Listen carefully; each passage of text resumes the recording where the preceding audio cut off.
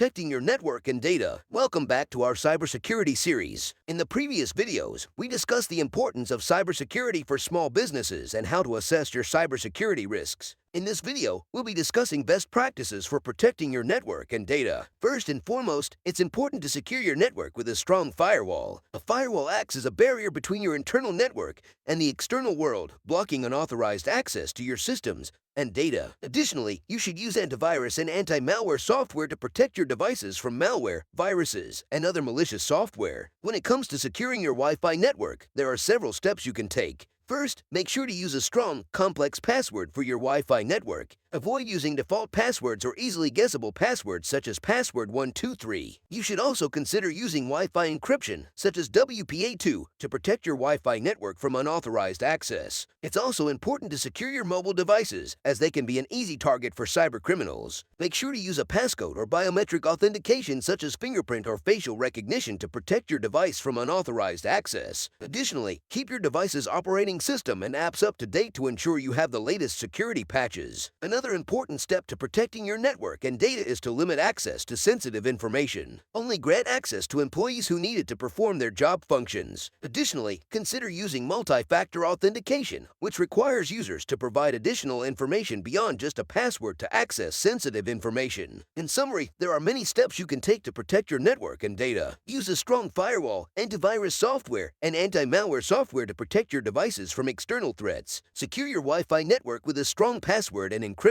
Limit access to sensitive information and use multi-factor authentication to ensure only authorized users have access. Now, if you're finding this series helpful and want to stay up to date on the latest cybersecurity tips and best practices, make sure to hit that subscribe button and turn on notifications. We post new videos every day, so subscribing ensures you never miss out on valuable information that can help protect your business. That concludes our video on protecting your network and data. Stay tuned for our next video,